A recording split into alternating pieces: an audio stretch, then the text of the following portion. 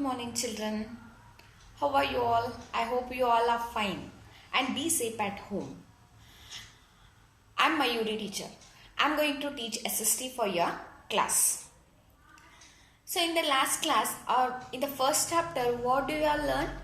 In the first chapter, we learned about the globes and maps, right? So what is a globe? Do you know what is a globe? Globe is a small model of the earth. Globe is a smallest model of the earth. So globe has its own axis, right? And globe has the four main direction and the four main sub directions, right? Four main directions are what? North, south, east and west. And the four sub directions are northeast, northwest, southeast and southwest, right? So along with that you learn about the latitudes and longitudes. Yes, latitudes and longitudes. What are latitudes? Latitudes are the imaginary lines which run from north to south, right? And the latitudes are imaginary lines which run from east to west. So after that you learned about the grid, right? What is grid? Grid is a network of latitudinal and longitudinal lines. Grid is a network of latitudinal and longitudinal lines. So this is about the first chapter, right? In the second chapter, what do you learn? In second chapter, you learned about the India and its neighboring countries, right? India and its neighboring countries and what are the capital cities of India.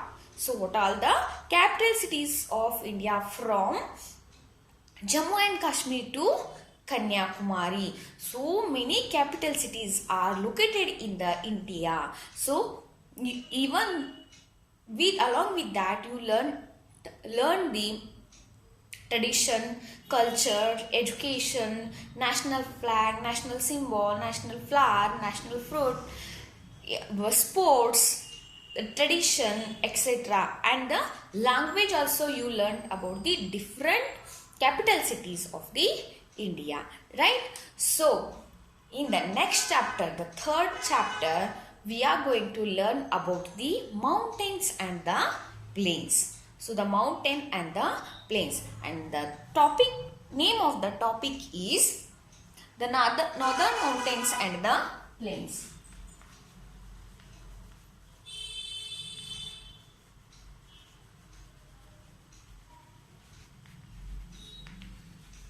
The northern mountains and plains. The northern mountains and the plains. So before that, we must know the two main or the great person which is contributing their life to the mountains. What they are doing means, the name of those persons are Mingma Sherpa and the Sonam Sherpa. Sonam Sherpa and the Mingma Sherpa, both together they are doing or the contributing their life to the mountains. The persons or the people who is climbing on the mountains, they will throw the biodegradable wastes like plastics, bottles, unwanted things on the mountains. So because of that, the mountain region or the area of that icy region will become destroyed. So that to avoid that, these two great persons are contributing or the cleaning work is doing on the mountains, right? So the Himalayan ecosystem is very sensitive ecosystem and very powerful ecosystem in the world. So Tenzing Norgay and Amwood Hillary were the first two people to reach the summit, means Mount Everest, on 29th May 1959. On 29th May 1953, the person called as Tenzing. Tenzing is a person which climbed the mountain, that is the mountain name is the Mount Everest. He had climbed the Mount Everest on 29th May 1953.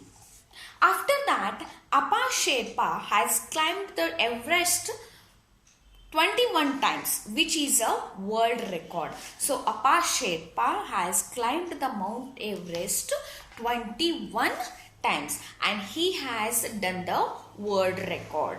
Appa Sherpa.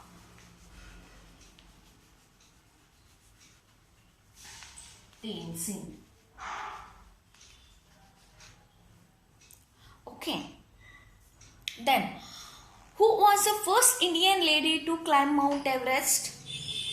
Who was the first lady to climb the Mount Everest? Do you know? So, Bachendri Pal is a lady climber who climbed the Mount Everest first time. She is the first lady who has climbed the Mount Everest first time. The mighty Himalayan mountains are spread across 5 countries in the Asian subcontinent. Those 5 countries are India, Bhutan, Nepal, Pakistan and China. India, Bhutan, Pakistan, China and Nepal. So these 5 subcontinents, the mountain regions are or the Himalayan regions are spread along these 5 subcontinents. Those are India, Bhutan, Pakistan, China and the Nepal. Right? The Karakoram range and the Hindu Kush mountains are an extension of the Himalayan mountains. Together they form a Northern Himalayan. The Karakoram is the largest mountain range stretching for nearly 500 kilometers along the borders of the Pakistan. The Karakoram is a mountain regions which can spread all along towards the Pakistan, that to 500 kilometers. 500 kilometers, the Karakoram mountains can spread all along the Pakistan, India and the China.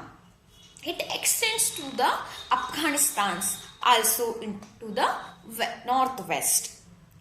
The K2 is the highest peak in the world. So, the K2 is the highest peak in the world. So, K2 is a mountain region or the Himalayan region which is the highest peak or the mountain region in the world. Hindu Kush mountains stretch for nearly 800 kilometers along Afghanistan, Pakistan and the Pakistanis border. It forms the western section of the Hindu Kush Himalayan region. The Himalayas stretch for nearly 2,400 kilometers in an arc. It runs from west to the east and spans of the states of Jammu and Kashmir, Himachal Pradesh, Uttarakhand and the hill stations of West Bengal, Sikkim, Arunachal Pradesh, Assam and other northern and the eastern states. And some of the mountain regions are Mount Everest, K2, Nanda Devi, Kanchenjunga, Lotse, Makalu, Nanga Prabhat. These are some of the mountain regions which can come across to the nearer border to the India, China, Pakistan, Bhutan and the Nepal. Right.